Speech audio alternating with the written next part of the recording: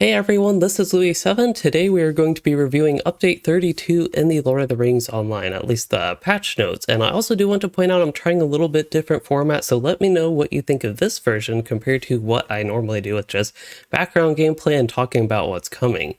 So first off, we do have the raid coming for Gundabad, the Gundabad Raid, and we will also have Erebor Housing. The reward track is the third major feature, and the fourth major feature is going to be the new Angle of Mitheithel zone, which is a low-level zone, level 40 to 45, and it is expected to be kind of similar to Wildwood.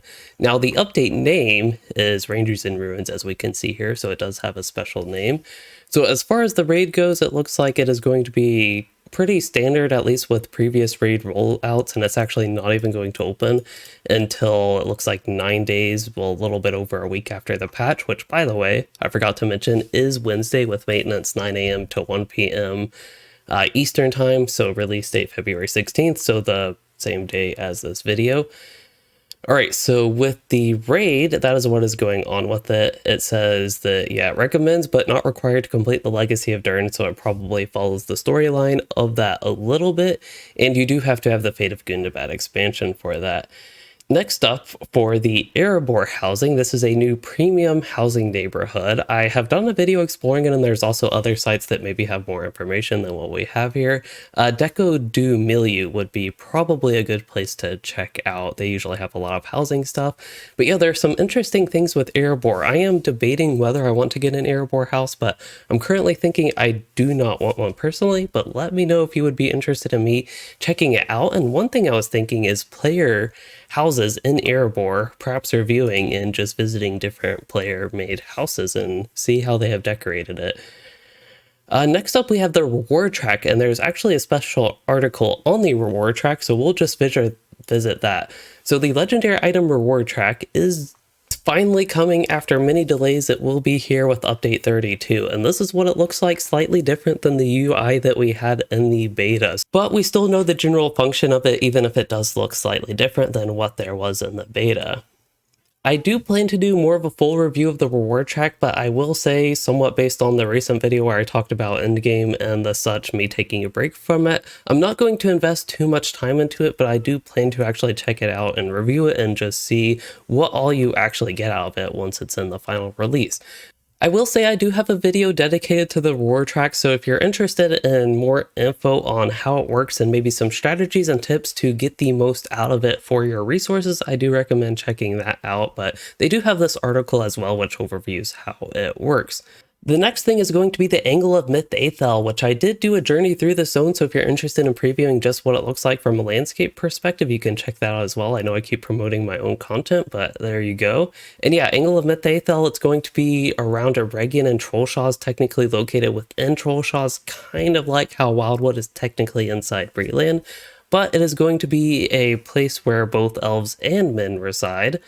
So they're a little bit of both of those themes, definitely different than the dwarves we have been dealing with for quite a while. I guess we did have Wildwood, which wasn't dwarves, but anyway, it is a little bit different, and I definitely plan on checking it out actually later today. Plan to stream it and duo it with Dan's Adventures. And this is going to be a regular quest pack like it says here. Now, the next thing we have is a whole bunch of class changes. I might have a video detailing all the class changes a little bit more, but let's go ahead and just overview what has happened. Beorning's got mostly quality of life improvements, and then Burglar's got some quality of life improvements, or what you could say are more so like fixes or how you would expect things to work, with Purge Corruption now being able to crit. There's also a little bit of buffs to the Hedge Your Bet and the blue line, and the bleed for the blue raid set. I don't know if this means the blue line raid set for the new raid, which is not even in the game yet. It says the bleed on that has been reduced, or if that means some like trait set bonus. I'm actually not entirely sure, but there you go with that. I just thought that was interesting because it's such a confusing line in the notes. And also, it looks like a fix to Honed Wit. Now, Brawlers have had a lot of different buffs. There are quite a few different things going on with the Brawlers. I think the most impactful, at least based on my experience playing Brawler, might be the reduced animation time for the builder attacks, which were notoriously quite slow. So they've been improved to all be 0.75 seconds. So hopefully gameplay on the Brawler is more smooth. And something I just recently realized is I have not actually played the Brawler since I think the very first day of Gundabad. So I thought about actually leveling one from the start and properly trying it. But it looks like they have had quite a few buffs that affect tanking and even DPS. One thing of note is the AoE shorter than 7 minutes. It actually means 7 meters. So all the brawler AoEs are going to be 7 meters, which is quite long. Now, another odd note is it says all attack AoEs shorter than 7 meters have been extended to 7 meters, but there is a strike towards the sky, which is an AoE, that has only been increased from 2.5 meters to 3.5 meters. So the question is all AoEs been extended to 7 meters? Or has this only been extended to 3.5 meters? Those are also a little bit contradictory, so we will have to see when the patch is actually out which one wins. Next up, we do have for champion bracing attack can no longer miss or be BPE'd. Now, an interesting note about this is I thought earlier in the beta that they specified that bracing attack would now heal before its animation actually goes off. Now, I don't remember, this could have been in a previous patch, but let me know if that was the case, because right now when I use bracing attack, I've coincidentally been recently leveling a champion. I noticed the heal does seem to be after the animation, not before, and that is something that I thought was changed. So this could be a stealth change that doesn't come in the patch notes. LOTRO definitely does have those from time to time. Moving on, for the Guardian, there is going to be a change to Flash of Light. So first of all, Flash of Light will scale better, especially as you level up higher to do more damage because it will scale with your weapon, but you can no longer get these huge kind of exponential like chain AoEs with Flash of Light. It will only proc off of your target with Take to Heart. It used to be your marked target could spread the Flash of Light debuff and AoE, and then you just get a whole bunch of AoEs from a whole bunch of mobs. Basically, you get the effect to proc off every mob and AoE sometimes. It was insanely fun, perhaps not the most balanced, and of course with Flash of Light not doing much damage at high level, this will probably smooth out the experience and ultimately I think will be for the better, even if I must say it is probably going to be more boring now. Otherwise, it looks like a couple bug fixes for the Guardian, and similar with the Hunter, it's a lot of bug fixes. There's also a change with Lore Master with Commune with Nature. Now, I'm less familiar with this particular pet and Nature's Light, but they do have these changes going on with that. Also looks like a bug fix for Culliver Indle for the Minstrel. And the Runekeeper did have a little bit of a speed up with some of their damage over time effects. So the number of pulses for their dots have not been affected, but for some of their skills, the pulse duration is quicker. So the ultimate duration of these debuffs, these dots, is going to be quicker, so you just get your damage quicker. It looks like Rid of Fire has gone from 4 to 3 seconds, and Scathing Mockery, which had a very long duration on it and a very slow pulse rate that made it often in shorter fights not even worth using. At least nowadays, Scathing Mockery is a lot more balanced. They used to barely like be worth using in very niche situations. Anyway, that one has been improved even further to do its damage even quicker. Now, one thing to keep in mind with these changes is while the pulse rate has been reduced, the total duration is also going to be shorter, so you will have to apply them more frequently, and that could change rotations a little bit with the Fire Runekeeper. And something with Scathing Mockery is it has a 3-second induction, so it's very nice to combo with Essay of Fire, I believe it's called, the one where your next induction is actually going to be instant. That could have a huge effect where you always want to use that on Scathing Mockery and never Essence of Flame, so that could be a little bit interesting to see how that plays out. Also, bug fix with Fire, Frost, and Lightning now actually being labeled correctly. And then finally to Warden. Wardens do have a couple exciting changes. One is their Mastery Tracery that has been improved. It says from -3 to -5 seconds, so I don't know how this affects other qualities because you have yellow, purple, teal, gold, and it increases in magnitude with each, so we'll have to see how that scales. And then there's going to be for the Free Peoples has actually been reworked, so that is good for tanking wardens and that cooldown. So now you can get just raw incoming damage percentage reduction that can go up to -25%. So that is nice because the old effect was generally not the most useful. And then perhaps the most exciting patch note in this entire update for me is the heals have been generally increased for the Warden across the board. That should be fun to test out. I did look in the beta and it looked like some heals were buffed quite a bit. Even the morale tap heals were buffed, so it'll be fun to test that out and see what the Warden can do. And on top of that, we do have crit defense debuffs now scaling correctly for them. Alright, so I actually feel like I went quite a bit detailed into all the changes with the classes, so maybe a video dedicated just to the class changes is unnecessary, especially given the limited time that I have to do things. Looks like we have some consistency fixes with a few different crafting items, but also there's going to be a new weekly recipe once every 7 days to craft one sunstone shard for a few crafting mats, but you do have to have the maximum rep with the whatever crafting guild you're in. You have to have the highest tier of rep, and you actually have to go to the guild improved recipes vendor. Next up, it looks like we have multiple music hooks for Cape of Belfalas and Rohan, and presumably Erebor already has this. Next up, we do have for legendary items, I forgot about this change, this is a very sad one, but the older scaling instances, which you could drop like teal and even gold traceries in some of them, they have had their top end LI drops reduced to, it says incomparable rarity, so maybe some of the, if I remember correctly, this actually wasn't how it was in beta, but I could be misremembering. But it looks like you can actually get teal at best still in instances, so maybe school and library will still give teal, but I did hear reports from the beta. Again, this could be different than the beta. I heard reports from the beta that some of those instances, even ones that didn't give gold and actually already gave incomparable anyway, were a little bit worse. Also, we have LI level cap increased to 475, so you can reforge to get to that, presumably if you're level 140, but maybe even 136, I'm not entirely sure. And we have loot box gear has been increased a little bit. In terms of its item level, that does include embers, it's not just loot box, it's adventurer's gear. Looks like incoming healing progression has been improved, so that is good for classes with incoming healing on their class LIs. Looks like a few other bug fixes around here, and a quality of life improvement with allies being able to just straight equip it without having to unequip the previous one first. It looks like all shields can offer crit defense and range defense. That's a little bit of a maybe surprising change.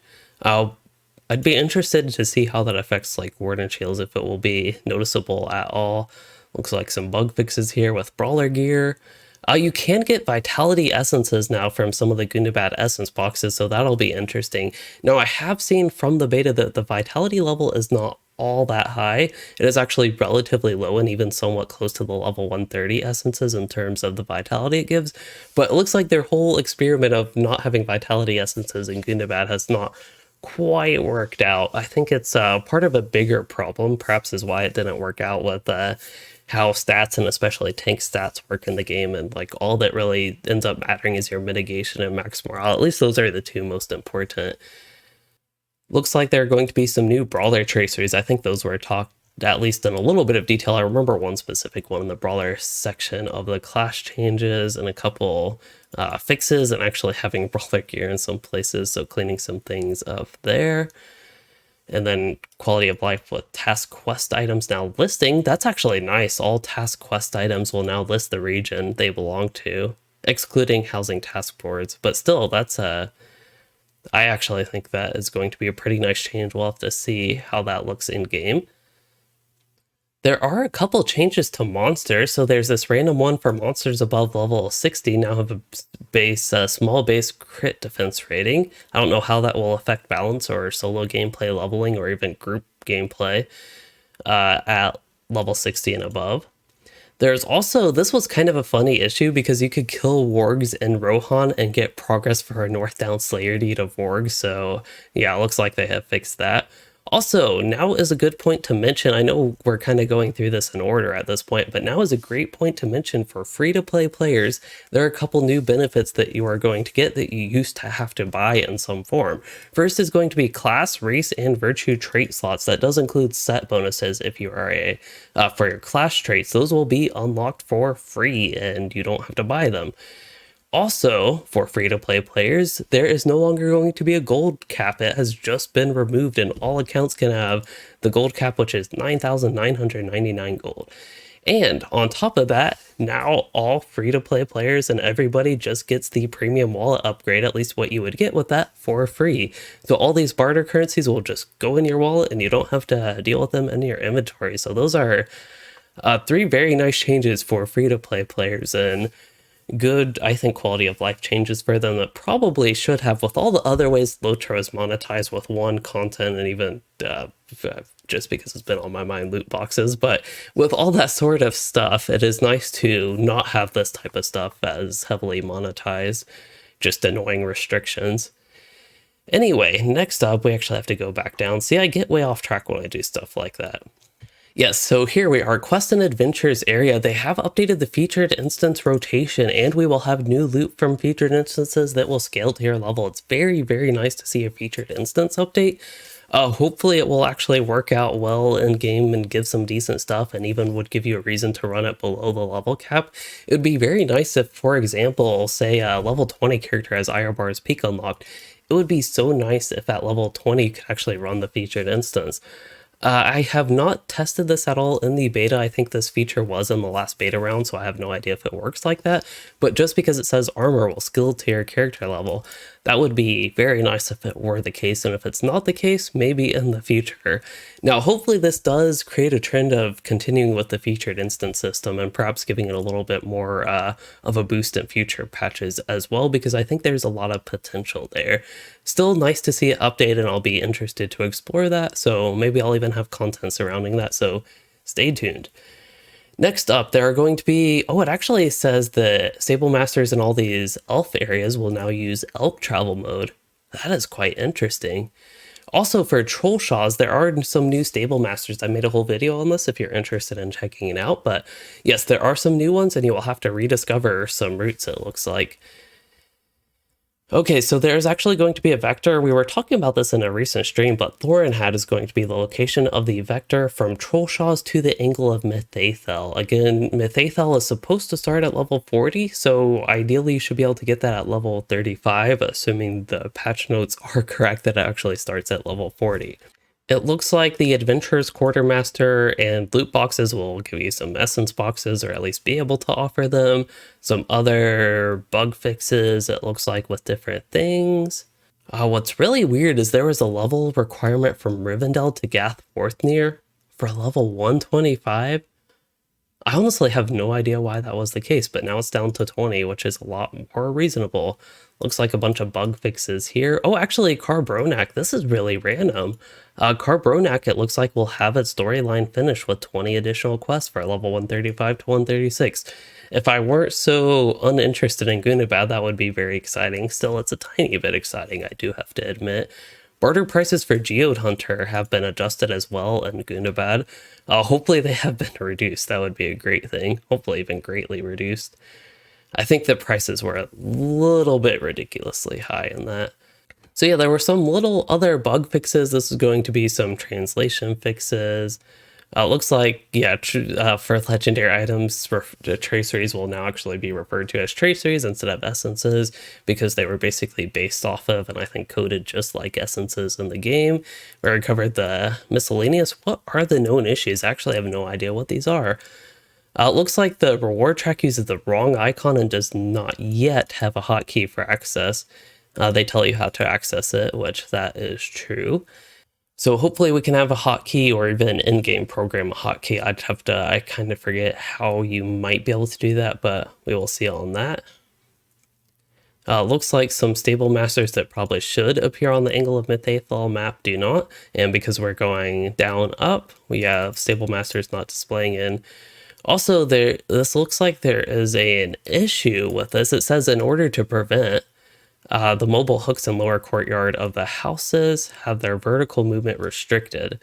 So that doesn't sound like an issue to me. It just sounds like a feature in order to prevent that. So I don't know if that is something that they are looking to fix. Like, I don't know what's going on there, but just so you know, the vertical movement in those is going to be restricted. But maybe they're looking to fixing that, and maybe a way to still prevent it from intruding other players' properties without having to restrict the vertical movement. Not entirely sure, so that one's a little bit confusing. And with that confusing end, we will go ahead and wrap up this video on Rangers in Ruins Update 32 patch review for LOTRO. Again, to highlight the major things coming with this update and a lot more comfortable zoom for me, we have the new raid coming for Gundabad, we have Erebor Housing coming, premium player housing that is, we have the legendary items reward track, the Angle of Mitheithel, some class changes, and a whole bunch of other random stuff, and some nice free-to-play benefits, or benefits that you used to have to purchase that you now get for the game without having to buy them as a free-to-play player or player of any type. With all that, please do let me know what you think of this format. I kind of like it. I think there are some good parts about it, some not so good parts about it, so I'm interested in what you all think, but hey, I think it's always worth experimenting and trying new things. So yeah, also one thing I will point out about the LOTRO website is that the white background is quite bright, and I honestly, like, if I am watching a video like this, I would not like the white background, to be 100% honest, so that is one portion where I would definitely not like this new format as a viewer. And if I use Dark Reader, the wonderful Chrome plugin, it doesn't 100% work, but maybe this is better, so let me know also if you do like this format, if you think this would be a little bit better. So yeah, that is where I'll go ahead and wrap up this video, and still, I hope y'all did enjoy it and learn something useful, and if you did, please consider liking and subscribing for more, or becoming a channel member to support the content, and thanks for watching, everyone.